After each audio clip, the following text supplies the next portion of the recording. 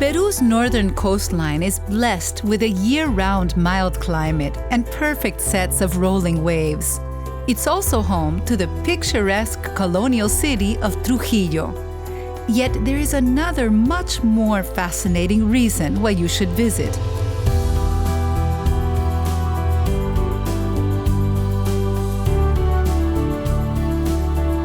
Almost 2,000 years ago, the first settlers of the Moche Valley achieved the seemingly impossible with their bare hands. They created farmland in the desert, fishermen's rafts that could surf the waves, fine jewelry crafted from crude metals, and entire cities out of mud. From the treasure trove of ruins in the sand-swept desert plains, it's clear that the Peruvians developed impressive agricultural, architectural, and artistic insights long before the Europeans arrived.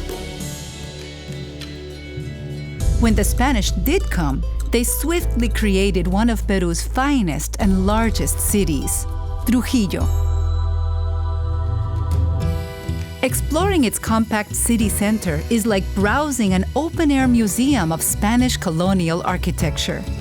Everywhere you go, you'll pass colorful mansions adorned with tall window grilles and enclosed wooden balconies.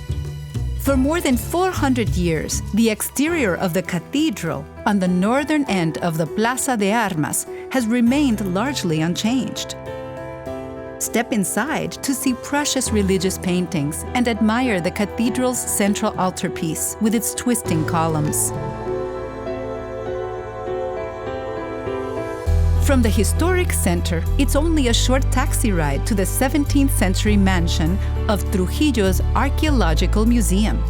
Its exhibits paint a picture of the pre-Columbian peoples of northern Peru. The fascinating pieces they left behind help us piece together their story. Start your tour of the region's famous ruins at the Temples of the Sun and the Moon.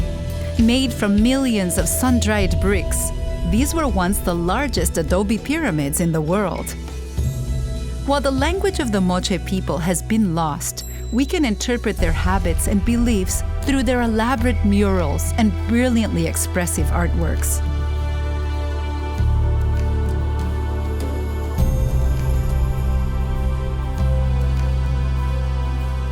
They were warriors who sacrificed their rivals to appease the gods, yet their pottery shows there was also harmony in their fierce existence.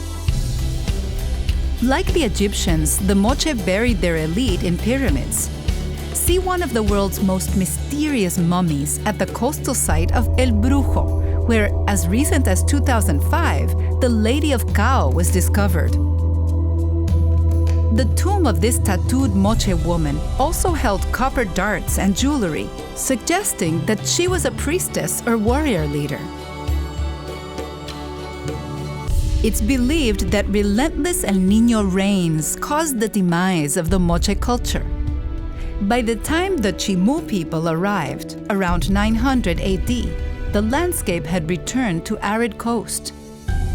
Like the Moche, the Chimu cultivated reed to make fishing rafts and used the clay and minerals from the river valley for their building bricks and decorations. Visit their capital, Chan Chan, to explore what was once the largest adobe city in the Americas. Follow the city's maze of corridors to central courtyards, which were decorated with fishnet patterns and animal reliefs.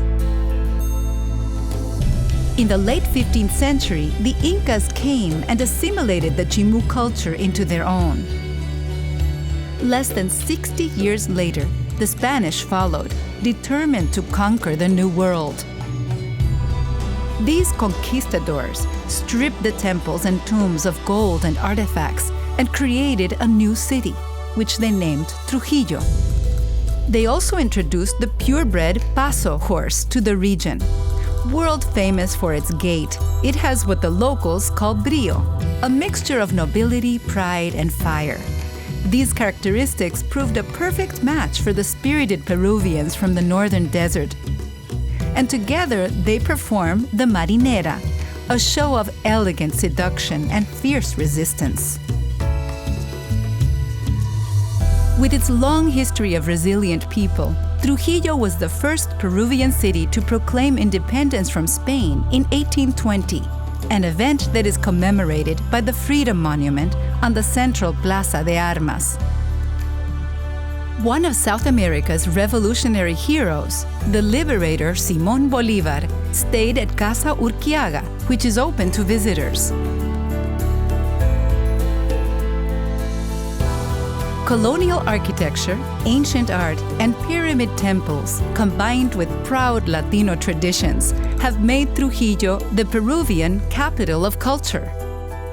Like an oasis in the desert, discovering Trujillo is replenishing for both the body and soul. It's refreshing to see that from these barren grounds, such creativity can sprout.